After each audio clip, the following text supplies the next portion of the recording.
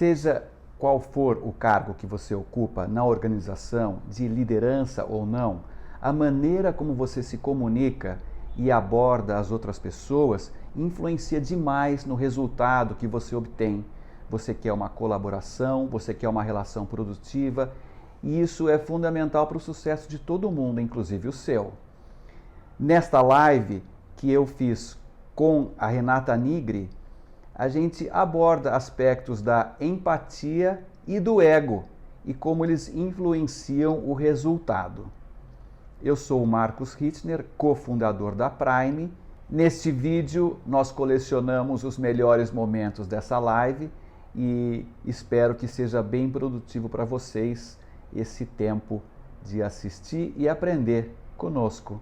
Visite também depois o site da Prime para ver novos eventos e novas palestras. Sem maiores delongas, vamos aos melhores momentos dessa nossa live. Bom, muito bem-vindas, muito bem-vindos. Do ego à empatia é uma construção de uma ponte, né? Onde você vai ser conduzido, né, pela brilhante Renata Nigri e pelo Marcos Hittner, ambos membros da Rede Prime, numa jornada que vai te fazer evoluir de uma posição egocêntrica para uma posição um pouco mais empática nas relações no seu ambiente de trabalho, no seu ambiente de negócio, e por que não dizer na vida em geral. Então, com isso, eu já passo a palavra para o Marcos Hittner e para a Renata. Um bom evento a todos. Muito bom dia a todos. Um prazer estar aqui. Prazer estar aqui com o Marcos. A gente vai construir uma conversa. Espero que vocês participem. Vocês vão ser desafiados a participar. Então, que vocês estejam aqui com atenção plena. É um evento de 30 minutos, mas que a gente pode usar esse tempo aí para pensar, refletir e sair maior e melhor do que entrou daqui. Esse é o objetivo, essa é a minha expectativa, né? Sair todo mundo refletindo sobre coisas que passam desapercebidos no dia a dia. É isso. Meu nome é Renata Nigri, faço parte da Rede Prime, sou fundadora da minha consultoria chamada RN Dots. O meu trabalho, basicamente, é melhorar o diálogo das lideranças dentro das empresas para conseguirem fazer com que as pessoas se entendam e, de uma forma mais empática, construírem resultados de valor e sejam mais colaborativas, né? Nesse mundo que exige muito mais colaboração do que competição para a gente conseguir crescer, evoluir e dar soluções. É isso. Muito obrigado, Renata, pela sua introdução. Eu sou o Marcos Hittner, um dos fundadores da Prime.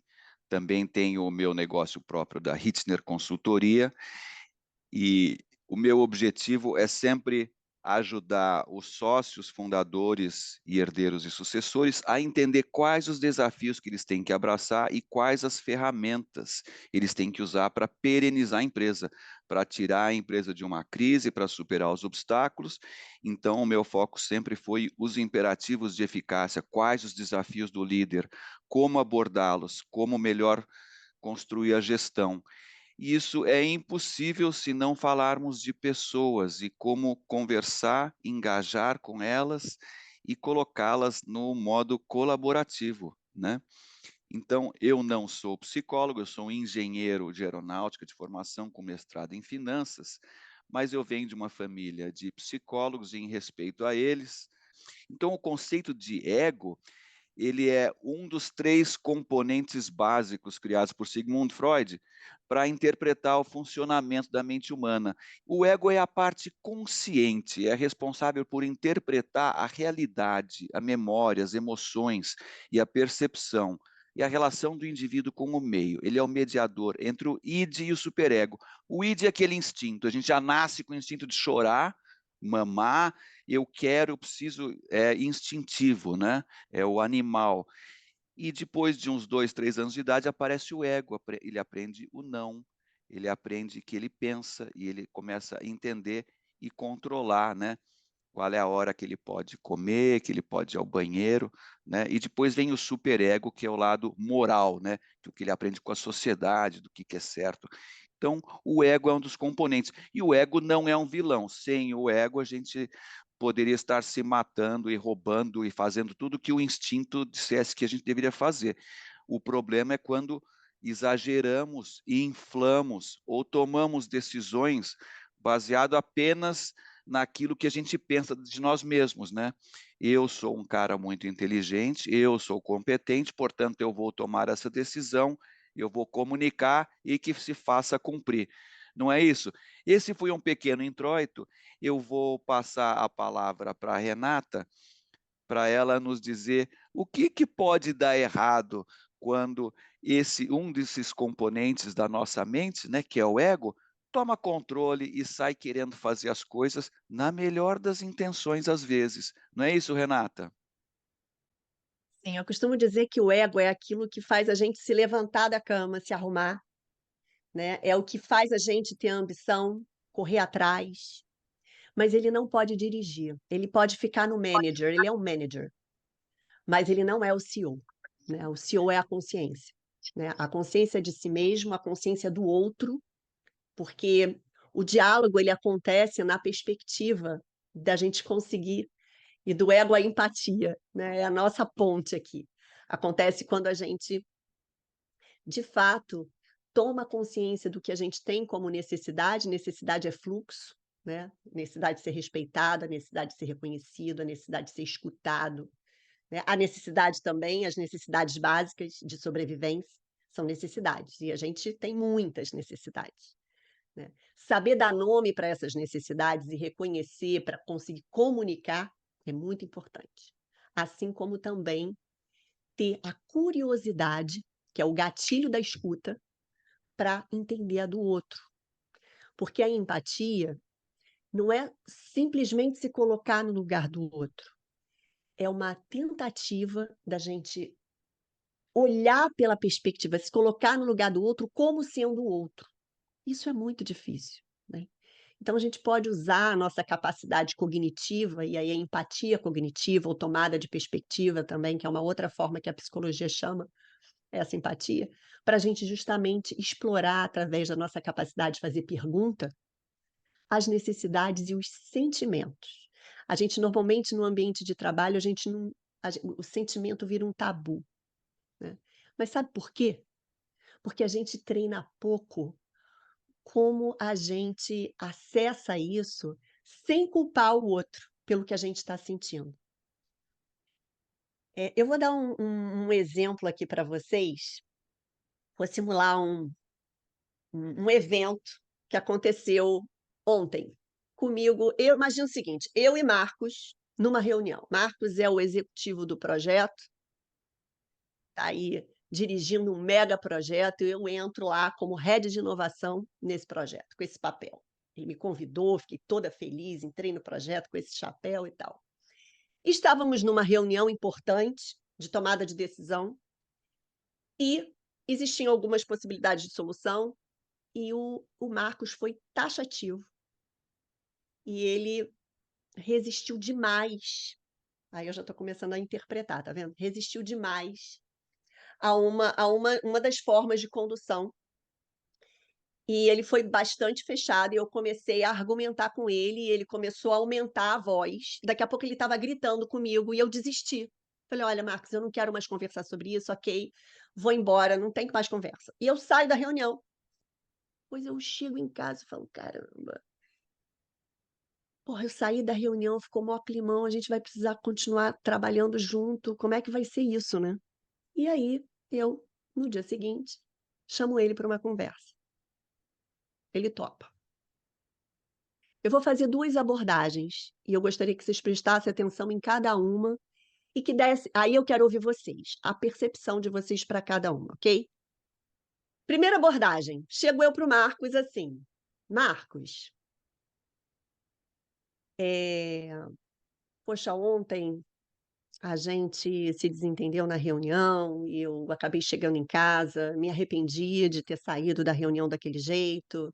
Pô, a gente tem um projeto aí pela frente bacana, e você é uma pessoa que eu gosto muito. Eh, Enfim, eu sinto muito pelo que aconteceu. Eu só quero te pedir uma coisa. Eh, Porra, não grita mais comigo, porque assim, não é um assim, não. não é profissional e aí acaba entrando num tom de briga. Acho que a gente não precisa entrar nesse lugar. E com relação a gente, enfim, a gente seguir aí naquela linha, ok, tá? Por mim, tá? Pensei, refleti, ok, vamos seguir, vamos ficar bem. Essa é a primeira abordagem. Queria ouvir de vocês. O que você achou dessa abordagem? Eu acho uma abordagem boa. Acho que Uhum, traz a gente de volta para a discussão. É uhum, uma abordagem talvez humilde, mas eu estou uhum. processando o Marcos ainda. Você é muito mal, Marcos. Boa, tá vendo, Tony? Gustavo? Eu acho que dar o passo para tentar buscar recompor, reconstruir a ponte é muito importante, é um sinal vamos dizer assim, de humildade, de reconhecimento de um erro. É claro que o Marcos que você descreveu aí não é o Marcos, ele não faria isso de jeito nenhum, mas de toda forma, imaginando o contexto que você colocou, eu acho que essa atitude e este passo inicial de reconhecer um erro, uma falha numa discussão e buscar recompor pontes é positivo, minha opinião. Uhum. Vou fazer a segunda abordagem e vou continuar perguntando. Segunda abordagem. Chamei Marcos para conversa, ele chegou. Marcos, bom dia. É, ontem a gente, na reunião, a gente se desentendeu. Eu confesso para você que eu fiquei mal, né? E em respeito, né, à nossa relação, para a gente construir aí uma relação de transparência e de confiança, né? Eu quero ter essa conversa com você. Agradeço demais por você ter aceito, né? Saí de uma forma bem malcriada da reunião. Acho que a gente ficou exaltado. Eu quero te dizer o que me moveu a agir daquele jeito. Eu vim com um papel de inovação, né, com esse pilar dentro do projeto, e me senti sem espaço para abrir e colocar isso como uma opção, né? Mas eu sinto que eu também não explorei, né, a tua perspectiva do porquê não. E eu queria muito entender, né, conversar com você agora, né, com os ânimos acalmados. Queria muito entender a tua perspectiva em relação a isso e que você entendesse, né, a minha também. O que vocês acharam da segunda abordagem? Acho bem melhor, né?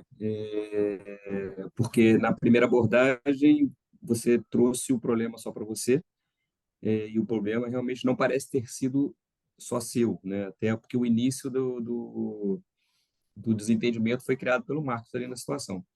E ali você pontua realmente, na segunda opção, você pontua o que que motivou ele àquilo, né? Você está indo no motivo, e a tua reação foi muito mais de consequência. A segunda abordagem, para mim, é a abordagem mais completa. Você trata a sua indignação, mas também pergunta por que que ele começou aquela reação e tenta trabalhar um pouco mais na causa. Eu gosto mais da segunda. Renata, eu também prefiro a segunda, mas eu já vejo tudo errado desde o começo. Desde a reunião, que eu não entendi se tinha mais gente, se você saiu e também falou uma coisa no meio de um monte de pessoas, ou se era só você e o Marcos, eu já estou com dúvida lá atrás. Mas a segunda abordagem é a melhor, realmente, porque você trouxe também o Marcos para a conversa, né? Para o entendimento, né, do que ocasionou. Mas ainda quero. Tem mais alguma outra Então, vamos lá, abordagem? deixa eu. Não, a abordagem é o Tá, seguinte: tá. na primeira, né, vocês podem Uhum. pensar assim, pô, legal ela ter, né, tido essa tomada de consciência, ter tido a coragem de puxar a conversa, madura essa menina, né, essa moça, de chamar para conversa e Na primeira abordagem, repara que ela foi fechada em cima de um interesse meu, da gente ficar bem, né? Apesar da intenção ser boa, né? Eu não abri espaço de fala para ele, de escutar. A outra coisa, eu cedi 100% algo que me indignou no dia anterior. Para mim, isso é efeito anti-inflamatório. Eu estou tomando o remedinho para sanar a dor, mas eu não curo. Provavelmente, na próxima reunião, onde eu sentir que ele está, de alguma maneira, resistindo à inovação, né, sendo um resistente, sem ter ao menos entendido se ele realmente foi. Quando você elimina uma conversa rápido e também não fala do que você sente e valoriza a relação, eu fui direto em cima do problema na primeira abordagem. O problema foi, eu tive um mau impulso, estou arrependida desse mau impulso, isso pode ser muito tóxico para nossa, né? Para a gente continuar o trabalho. Veja bem, na primeira abordagem, eu foquei no problema, em resolver esse problema e cedi para ele, né? Mas, dentro de mim, eu posso não ter processado aquilo de verdade e trazer um problema lá na frente, ter outro problema com ele lá na frente. Na segunda abordagem, que o Jacques reparou e a Sandra também, eu fui mais aberta. Porque eu falei, né, que eu queria valorizar a nossa relação, sim, que eu queria construir confiança. Coloquei para ele qual era o meu temor, né, a questão da inovação, que era um valor importante para mim ali dentro daquele projeto. E que eu, apesar de estar defendendo a minha ideia, na reunião eu não escutei tudo que fez com que ele tivesse a motivação de não seguir com a minha ideia, né? Então, assim, ali eu fui honesta, 100% honesta, no sentido de que, deixa eu te ouvir mais, me fala um pouquinho mais da tua perspectiva, né? E vamos conversar? É muito mais honesto isso. E aí é muito mais sustentável. Ainda que ele não mude de ideia, e aí eu costumo dizer o seguinte, a base da construção de equipe é a confiança. Para eu criar esse colchão de confiança e poder não ter medo do conflito. E entrar nesse conflito não no sentido de confronto, de embate, mas de saber lidar com ideias diferentes das minhas e saber apoiar o meu líder. A confiança vem, não é de que ele manda e eu obedeço. A confiança vem quando ele manda, ainda que eu questione e fale para ele, olha, eu ainda acho que a gente podia entrar, a gente podia inovar dessa vez, mas ok, te apoio. Isso constrói confiança. As pessoas sabem como a outra pensa. A gente não entra no lugar do certo e do errado, de eu venci no diálogo. O diálogo não é uma luta. O diálogo é uma dança, onde a gente tem que escutar o ritmo da conversa e saber, né, nesse lugar, né, onde ele era o líder, o executivão do projeto, o problema não é eu questionar a minha liderança. O problema é a forma como eu faço isso e a minha postura diante do não. A gente tem que aprender a fazer pedidos e o pedido está implícito que pode vir um não pela frente. E a gente ter maturidade para lidar com a frustração desse não e aprender a apoiar a nossa liderança. Então, isso vale para pais e filhos que estão no momento aí de sucessão, né? Onde tem aí uma diferença de ideias e de perspectivas. Aqueles velhos problemas podem ser resolvidos de novas formas. Existe uma resistência do pai para resolver de novas formas, porque ele ainda não se sente seguro. E ele aprender a colocar isso e a expor isso, né? Sem simplesmente usar a força da caneta ou da autoridade dele ainda estar naquela cadeira, mas de abrir espaços de diálogo onde os problemas conseguem ser colocados na mesa e com maturidade a gente aprender a dar nome para as nossas necessidades, porque a gente está sentindo, eu fico aflito com isso, eu tenho medo disso, não estou confortável ainda, preciso pensar um pouco mais, tá? Me traz mais elementos. Então, é nesse lugar que a gente consegue empatizar e não ser movido pelo ego. de que eu mando, você obedece. A autoridade sou eu, estou aqui há 25, 30 anos tocando essa empresa, não vai ser você agora que vai chegar e vai dizer como eu vou fazer, se é hora de eu inovar ou não inovar. Faz sentido, gente? Perfeito, Renata. Eu acho que você tocou num outro ponto que vai de encontro a grandes desejos das organizações, que é o aprendizado contínuo. Na primeira alternativa de intervenção que você fez, não houve aprendizado, simplesmente houve um comprometimento em seguir adiante, né? Ceder e não haver essa conversa. Então, das novas ideias que limita, não ter essa conversa, limita o crescimento e desenvolvimento da empresa. Não houve a oportunidade na discussão, na conversa de qualquer um dos lados admitir que estava errado naquele momento e se adaptar a uma situação nova que você trouxe, uma mudança que poderia ser uma oportunidade, né? Então, neste momento, o ego dizendo assim, eu que sou o diretor, eu que mando, ou eu que sou o head da área de inovação, eu que sei o que é inovar, né?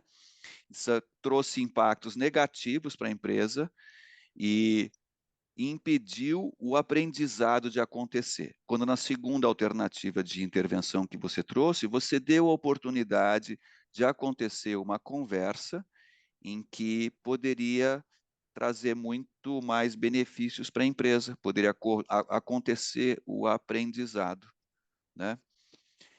Que outra situação é difícil aprendermos a lidar com o que a pessoa do outro lado pode estar sentindo, né? Essas dores, esses desejos que estão dentro da pessoa, né? Porque a gente só vê o que ela fala, o que ela escuta, o que ela vê, o que ele faz, né? É difícil ver o que ela sente, o que ela pensa, que está dentro, né? Mas dar a oportunidade de você escutar o que essa pessoa está sentindo lá dentro dela, qual é a dor dela, qual é o desejo, por que ela está frustrada naquela reunião, que não tá óbvio pelo que ela faz, pelo que ela diz, né? É uma oportunidade de você buscar novas saídas, novos aprendizados, valorizar as pessoas e aumentar o engajamento, sem ter que se comprometer e fazer coisas que você não quer fazer em prol da relação. Você quer comentar isso, Renata? Então, a gente foi muito treinado para pensar e agir. Quando a gente tem um problema, o que a gente faz? A gente reúne um grupo de pessoas que têm capacidade de pensar naquele problema, coloca numa sala, pensa em possibilidades, cria um plano.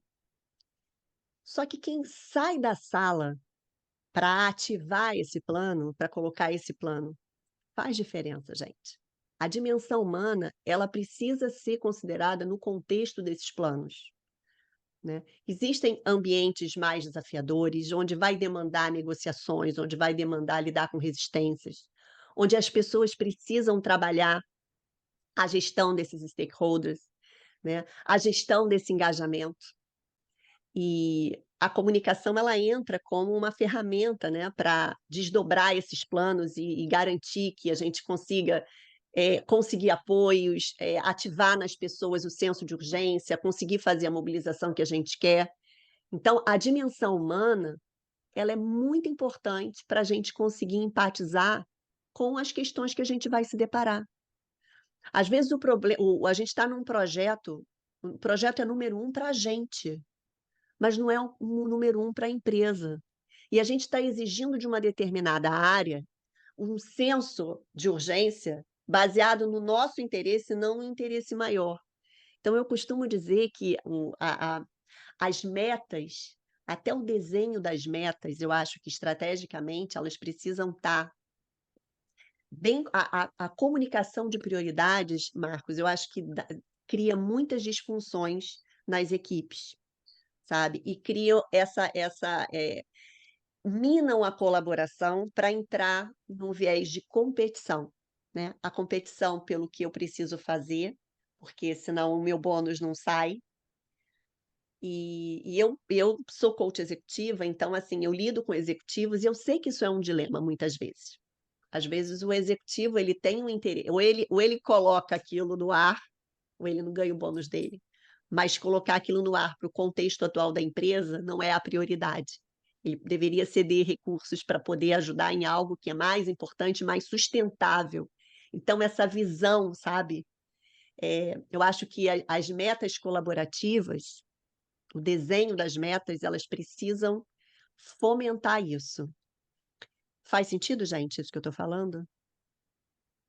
Bom, o que eu vejo também, Renata, é quando que o ego dos líderes está em evidência, né?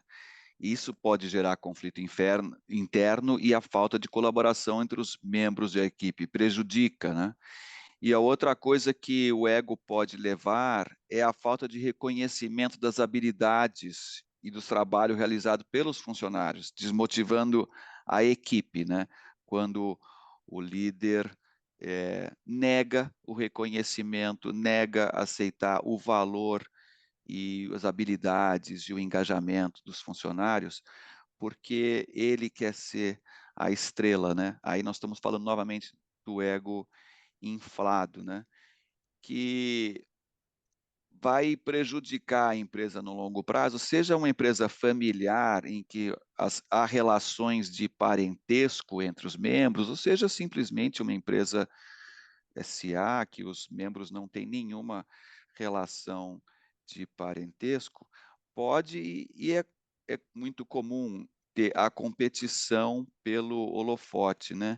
A competição pelo palco, que não necessariamente é uma coisa ruim, a competição, quando um provoca o outro a ser melhor, é legal, é uma coisa que as pessoas dão um gás maior, uma energia, né, de querer ser reconhecido, mas quando essa distribuição de mérito é uma coisa justa, né? Você sabe uma coisa que é para a gente se flagrar.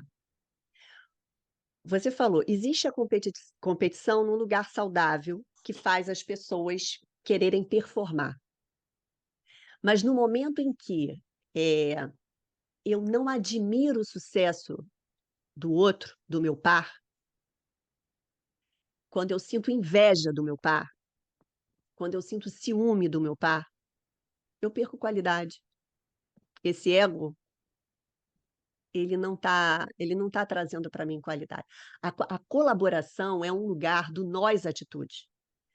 É eu ter orgulho de fazer parte de alguma coisa.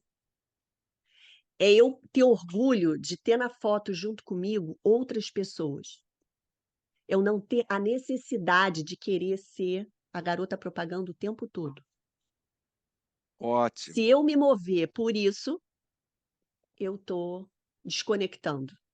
Eu estou colocando o ego na frente, o ego dirigindo as minhas decisões. Eu não vou ser capaz de abrir mão do meu bônus para fazer algo que é melhor para a empresa, no longo prazo. Sabe aquela coisa, farinha pouco, meu pirão primeiro? Sim. A visão de curto prazo são decisões que a gente toma que são olhando o amanhã. É você ter de repente, você ter a oportunidade de entrar, né, de ser subornado para entrar numa licitação e você aceitar. E aí a tua equipe toda ser contaminada por essa corrupção, porque é corrupção. Eu estou ensinando isso para o meu grupo. Né? Inclusive, a corrupção nas empresas, elas acontecem por conta dos interesses ficarem maiores do que os valores. A colaboração é um valor que precisa ser ativado. Por isso que eu falo das metas, do desenho das metas serem compartilhados, para que as pessoas tenham sentido de estar ali juntas, perseguindo objetivos comuns. E isso está na sabedoria do CEO e de toda a liderança que está tocando uma operação. Essa é a dimensão humana que leva a gente do ego à empatia. Eu queria tocar só em mais um assunto, que eu acho que todo mundo passa por isso aqui. Uma das coisas que faz a gente ser empático é a gente conseguir ouvir o pedido do outro e a gente aprender a pedir e não disfarçar nosso pedido de exigência. E aí eu vou dar um exemplo que eu tenho certeza que todo mundo aqui já passou.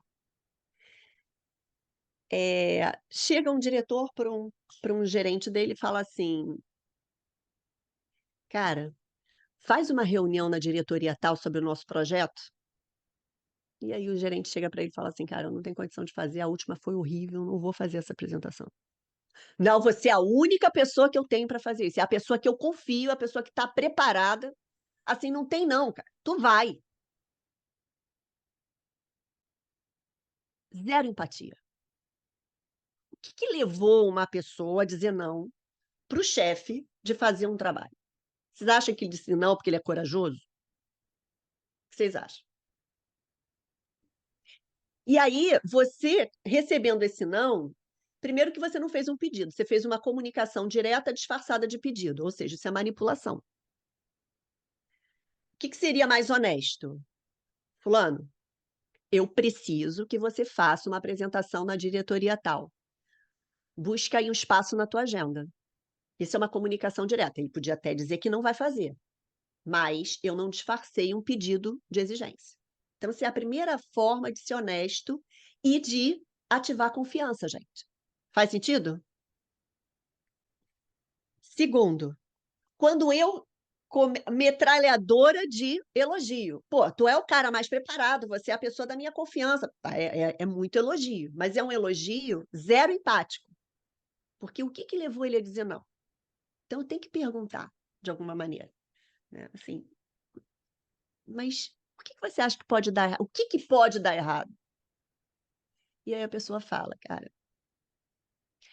eu tô em depressão, tô em crise de pânico, de vez em quando eu tenho suadouro, eu preciso, assim, eu não tenho condição psicológica. E às vezes a pessoa não tem mesmo. Ou pode ser alguma insegurança, e aí você trabalha. É importante você entender o que se passa por dentro do outro. Aonde as pessoas conflitam, né? Onde é que estão, onde é que entra os desentendimentos, os desalinhamentos? Nas interpretações que a gente faz. Ah, ele está dizendo não porque ele não quer ir, porque ele não quer se expor, porque ele está com preguiça, porque ele, enfim, porque eu não tenho que interpretar o outro, eu tenho que perguntar, entender o que se passa. Eu não preciso concordar, mas eu preciso entender. Faz sentido, gente? Faz sentido. E a gente está vivendo um tempo difícil. Renata, nós estamos esgotando o nosso tempo com a nossa promessa de sermos rápido. Eu tenho certeza que essa audiência que está vendo a gente agora, que depois vai nos ouvir no YouTube e no nosso podcast, sabe que isso foi apenas um aperitivo, que você já tocou em outras dimensões da inveja, do orgulho, da confiança, que são temas que você, como coach, mentora, trabalha em projetos em empresas de vários tamanhos, né, para construir essas relações de confiança, sem medo, sem culpa. Você tem várias lives. Você é sempre muito bem-vinda aqui no palco da Prime. Vamos fazer outras lives com outros interlocutores. Eu adorei explorar essa dimensão do líder e dos convocados para as reuniões, das discussões na reunião. Isso acontece o tempo todo. E os imperativos de eficácia do líder, do CEO, do empreendedor, do gestor, seja com cliente, fornecedor ou colaborador, sempre vão ter essa dimensão humana, né? Que a gente não pode esquecer. Eu agradeço muito a participação de todos, agradeço você, Renata. Eu me lembro que você ia fazer uma oferta para quem estava aqui participando, de sortear alguma coisa ou convidar para algum tipo de evento. A palavra é sua, Renata. Tá. Se vocês, na empresa de vocês, quiserem uma palestra, ela vai ser uma palestra que eu vou entregar essa palestra, 1 hora de palestra, onde eu falo por que certas equipes dão tão certo, baseado no livro de Patrick Lencioni, que é um especialista em gestão de equipes. As 5 disfunções das equipes, inclusive, é uma recomendação de leitura que eu faço para vocês. Hoje eu vou fazer essa palestra um pouco mais estendida, com uma grande empresa de energia, com 8 executivos, para a gente correlacionar valores e como a gente pode ativar esses valores através da construção de confiança, da mediação de conflitos, do compromisso, da autorresponsabilidade da atenção a resultados, né? E a gente vai transformar isso em atitudes, em como eles podem ativar isso no time. Eu tenho um livro chamado Acorda, que ele visa ser uma chamada de despertar para o gestor da empresa, para ele abrir mão do seu ego e aceitar a ajuda para um projeto de recuperação, que a maioria, quando eu tinha uma empresa de consultoria de recuperação de empresas, o maior obstáculo era o ego, era a primeira pessoa que a gente tinha que matar para recuperar a empresa, era o ego do gerente, ou do dono, ou do fundador, ou do presidente. Então, eu escrevi esse livro, Acorda, na forma de storytelling, para mostrar como que os consultores trazem as ferramentas de gestão, mas como é importante o líder aceitar a ajuda e não se achar um super-homem, de modo que não tem nenhuma eficácia o trabalho de uma consultoria numa empresa que o diretor ou gerente geral se recusa a aceitar ajuda por causa do ego ou da sua inveja, etc. Com isso, eu, Marcus Hitzner, fundador da Prime, recebi hoje a Renata Nigri, coach, mentora, construindo relações de confiança, que deu um aperitivo na discussão do ego à empatia, que ela tem várias outras ferramentas, várias outras ofertas. Eu convido vocês a conhecê-la no site da RN Dots e no seu LinkedIn, em que ela publica muitas lives. Eu vou encerrando por aqui, agradecendo a participação de todos. Não deixe de visitar o site da Prime para ver as próximas lives, baixar os papers, discutir no fórum. A Renata Nigri tem um fórum de comunicação assertiva, cuja participação no portal da Prime é gratuita. Você pode colocar a conversa, você pode responder as perguntas ou fazer as perguntas. É um local de colaboração em que todos nós vamos trocar ideias e nos aperfeiçoar. Temos outros consultores e outras consultorias na Prime, cada uma com o seu fórum, né, sendo o moderador. E vou passar a palavra para a Renata se despedir de vocês, agradecendo a todos. Espero que vocês tenham gostado. Renata.